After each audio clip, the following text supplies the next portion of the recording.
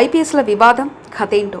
YCP హయాంలో పనిచేసిన వారే డీజీపీ ఆఫీస్కు రిపోర్ట్ అవ్వాలని ఎప్పటికీ ఈ పంచాయతీకి తెర. రాష్ట్రంలో ఐపీఎస్ల వివాదం కొనసాగుతుంది.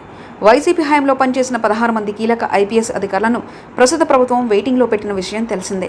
అయితే వీరందరినీ ఉదయం 10 గంటలకు డీజీపీ ఆఫీస్కు రావాలని, సాయంత్రం 5 గంటల వరకు అక్కడే ఉండాలని ఆదేశించడం, అదేవిధంగా రిజిస్టర్లో సంతకాలు చేసి వెళ్లాలని ప్రభుత్వం పేర్కొనడంతో ఇది వివాదంగా మారింది. వాస్తవానికి వెయిటింగ్లో ఉన్న అధికారులు డీజీపీ కార్యాలయానికి రావాలా, అవసరం లేదా అనే విషయం ఇప్పటివరకు చర్చకు రాలేదు. కానీ ప్రస్తుత ప్రభుత్వం ఆదేశించిన తర్వాత ఐపీఎస్ల విషయంలో తెలుగు రాష్ట్రాల్లోనూ చర్చనీయాంశంగా మారింది. నిజానికి ఐపీఎస్ అయినా ఐఏఎస్ అయినా ప్రస్తుతం ఉన్న ప్రభుత్వానికి అనుకూలంగానే ఉంటారు. అది వైసీపీ ప్రభుత్వమైనా టీడీపీ ప్రభుత్వమైనా ప్రభుత్వం చెప్పినట్లు నడుచుకుంటారు. అయితే వైసీపీ హయాంలో తమపై వ్యక్తిగతంగా కక్ష కట్టుకుని కేసులు పెట్టారనే ఉద్దేశంతో టీడీపీ నాయకులు మొదటి నుంచి ఆరోపిస్తున్నారు. ముఖ్యంగా చంద్రబాబు నాయుడిని అరెస్ట్ చేయడం, నారా లోకేష్పై కేసులు పెట్టడం, అదేవిధంగా ఇతర నాయకులపై కేసులు పెట్టి జైలుకు పంపించే ప్రయత్నం చేసినటువంటి ఐపీఎస్లపై సహజంగా టీడీపీ నాయకుల్లో కోపం ఉంది.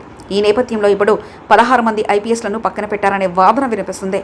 దీనిపై తాజాగా తెలంగాణకు చెందిన మాజీ డీజీపీ సర్వజిత్ సింగ్తో సహా మరికొందరు విమర్శలు చేశారు. ఐపీఎస్లను అవమానిస్తున్నారని, ఇది మంచి పద్ధతి కాదని పేర్కొన్నారు. దీంతో విషయం రాజకీయంగా వివాదం రేపింది. తాను చేసింది తప్పి కాదని ప్రభుత్వం అనుకూల వర్గాలు చెప్తుండగా ఐపీఎస్ వర్గాలు మాత్రం మౌనంగా ఉన్నాయి. అయితే వాస్తవం మాత్రం వెయిటింగ్లో ఉన్న అధికారులు ఖచ్చితంగా నిర్దేశిత ఆఫీస్కి వచ్చి సంతకాలు పెట్టాలనేది రూల్ అయితే ఉంది. దీన్ని ఇప్పటివరకు ఎవరూ పాటించలేదు. కానీ ఇప్పుడు తొలిసారి టీడీపీ ప్రభుత్వం దీన్ని అమలు చేస్తుంది. ఇదే వివాదానికి కారణమైంది. మరోవైపు వెయిటింగ్లో ఉన్న అధికారులను కొనసాగించాలా లేక కేంద్ర ప్రభుత్వానికి బదిలీ చేయాలనే విషయంపై కూడా ప్రభుత్వం దృష్టి పెట్టినట్లు తెలుస్తుంది.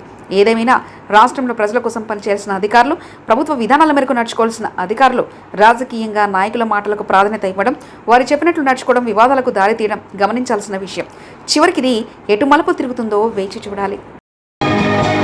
మరిన్ని కథనాల కోసం సబ్స్క్రైబ్ చేసుకోండి మీ అక్షర శిల్పం.